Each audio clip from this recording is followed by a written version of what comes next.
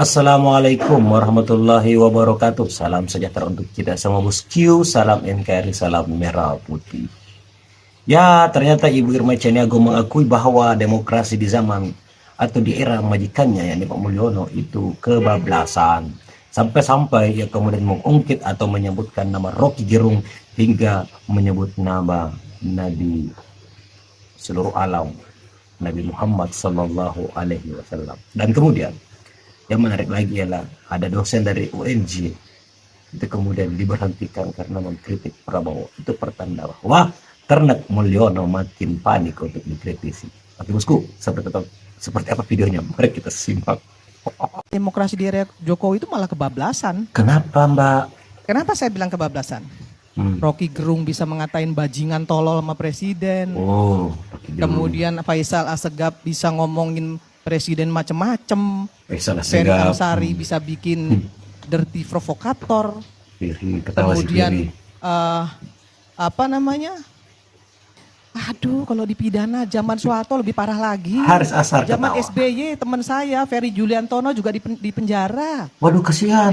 Nggak usah terlalu cengeng juga lah jadi aktivis. Ya, saya ini pernah juga loh ya. Saya pernah dipecat bahkan dari posisi saya di Pelindo. Pernah dipecat Kok saya. bisa? Berarti cengeng juga Anda. Tapi saya nggak mau cengeng, cemen. Seolah-olah Jokowi itu apa namanya virus yang harus dihabisin gitu. Ya benar. Iya. Prabowo menang itu karena didukung Jokowi. Kalau nggak didukung Jokowi nggak menang. Itu diakui sendiri oleh Pak Prabowo. Tapi bukan berarti kemudian Pak Prabowo itu jadi bonekanya Pak Jokowi. Nggak ada presiden yang semuanya benar. Emang Megawati sempurna? Enggak. SBY sempurna? Enggak. Soekarno sempurna? Enggak juga. Soeharto apalagi? Nggak ada yang sempurna. Ya. Yang sempurna itu Nabi Rasulullah ya, enggak sempurna. Itu manusia pilihan loh. Sampai Nabi loh. Karena apa? Karena dia manusia. Nah, kesempurnaan itu hanya milik Allah. Bung Rocky, Takwir. Ubaidillah Baru. Ternak Mulyono Ini panik aktivis dan dikritisi. juga dosen di Rektor UNJ berhentikan. Universitas Negeri Jakarta. Dia diberhentikan dari jabatannya sebagai ketua departemen atau ketua prodi ya, ilmu sosiologi. Ini yang memberikan rektor UNJ, padahal masa jabatannya itu seharusnya masih sampai tahun 2027. Jauh ini sih tidak ada penjelasan resmi alasan pemberhentiannya, tapi sulit untuk tidak mencurigai bahwa itu ada kaitannya dengan sikapnya yang selama ini selalu kritis, terutama terhadap keluarganya mantan Presiden Jokowi atau Presiden ke-7 Jokowi kalau para pendukungnya mau menyebutnya seperti itu ya. Ya, mengapa Ubaidillah Badrun diberhentikan? Ya, satu-satunya keterangan karena ijazahnya palsu.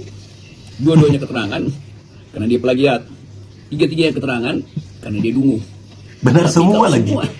Tiga keterangan kita singkirkan, maka kita pergi pada keterangan yang masuk akal. Itu bahwa dia terus-menerus mengkritik Presiden Jokowi ya, atau iya sejak Jokowi jadi presiden, terutama soal potensi atau dugaan gratifikasi atau money laundering dari anak-anaknya yang sudah dia laporkan secara mengikuti proses hukum tetapi diabaikan oleh KPK.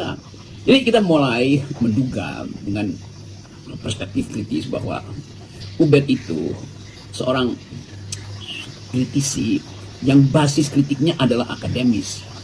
Dia seorang yang beroposisi, yang basis oposisinya adalah terhadap kebijakan. Dia adalah orang yang berani, yang basis keberaniannya ada karena panggilan etik. Jadi semua hal itu yang akhirnya masuk di dalam kesimpulan publik bahwa Ubed ini oleh rektornya dianggap akan meresahkan publik akademis. Tapi kita mau lihat bagaimana reaksi kalangan terdidik terhadap kolega yang sebut aja disingkirkan dari wilayah yang memang dia asuh dari awal sebagai dosen muda, lalu jadi dosen senior, lalu memimpin jurusan itu, lalu menjadi kader dari sebuah gerakan oposisi, lalu jadi pemimpin oposisi, lalu dia menuntut keadilan, lalu dia mengambil risiko dengan mempertaruhkan jabatan dia. Jadi semua yang dilakukan Ubed itu ada khas atau otentik sebagai seorang yang berpikir, sebagai seorang yang menginginkan negeri ini tidak dihalangi oleh mereka yang tidak mampu berpikir, supaya negeri ini diucapkan kembali di dalam dalil-dalil akademis, supaya negeri ini diasuh dengan perspektif etis yang kuat. Jadi semua hal tentang Ubed adalah tentang keotentikan seorang manusia akademis, kan itu kan. Jadi kalau dia disingkirkan dari situ, artinya ada kalangan kampus atau pejabat kampus yang tidak menghendaki universitas diasuh dengan kekuatan akademik dan dengan keteguhan moral. Jadi itu aja kesimpulan awalnya. Nah, memang agak sulit untuk tidak menyebut ini ada kaitannya dengan aktivitas dia yang sangat kritis terhadap rezim ini ya. Dan tetapi kenapa justru dia itu dipecatnya pada eranya Prabowo. Walaupun kita tidak bisa menafikan di rezimnya Prabowo masih ada wapresnya Gibran Rakabuming, Pak Jokowi masih juga cawe-cawe sana sini, dan terbiasa sekali soal itu ya.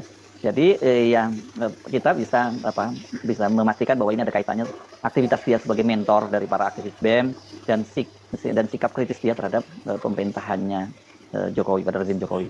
Tapi bagaimana menutup mulut Ubed kalau otaknya dibaca juga atau terbaca terus-menerus setiap hari oleh kalangan BEM, kalangan kritisi, kalangan penggiat media. Jadi Ubed tidak mungkin ditutup mulutnya karena mulutnya itu ada di dalam persepsi publik buat dia disingkirkan dari situ. Ya sama aja, justru penyingkiran Ubed itu memperkuat keterangan Ubed bahwa negeri ini tidak mau berbicara dengan kapasitas argumen itu. Jadi Ubed tiba pada satu era di mana semua orang menganggap bahwa yang kita sebut sebagai pikiran cerdas itu memang membahayakan negara.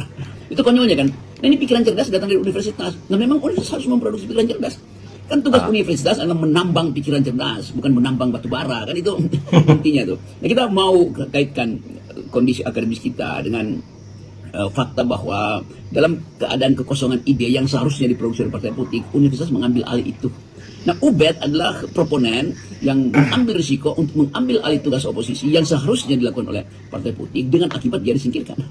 Jadi kita mulai melihat bagaimana orkestrasi diam-diam mestinya Pak Prabowo harus mengetahui ini tuh dan lakukan penyelidikan juga seperti Pak Prabowo menyingkirkan pagar di laut itu. Sekarang ada pagar feodalisme, ada pagar otoritarian, ada pagar kemunafikan di kampus yang juga harus disingkirkan oleh Presiden Prabowo. Jadi kita mesti bukan sekedar biarkan, dukung kampus untuk terus mengucapkan kritisismenya. Itu intinya. Nah, sekarang duel argumen itu berhenti karena mungkin rektor tempat Saudara Ubed mengajar mulai mendapat pesanan atau tekanan dari atasannya. Kan rektor sekarang punya kapasitas untuk menentukan pemerintahan di dalam kampusnya, kan birokrasi kampus diatur sekarang oleh rektor, kebijakannya itu kuat sekali, dan rektor diangkat oleh presiden itu melalui menteri pendidikan dengan kuota suara yang menentukan siapa yang layak jadi rektor, lalu rektor menentukan siapa yang layak jadi pemimpin atau direktur di sebuah lembaga di dalam universitasnya, siapa yang layak untuk diberi insentif. Tapi kalau kita bayangkan buat tugas utama dari setiap pengajar memberi kritik, maka rektor itu tidak boleh menghalangi dosen itu memberi kritik, karena itu ada fungsi dari universitas atau perguruan tinggi, yaitu lakukan penelitian dan ucapkan itu sebagai bentuk pengabdian masyarakat. Jadi memberi kritik juga adalah bagian dari pengabdian masyarakat selain pendidikan dan penelitian.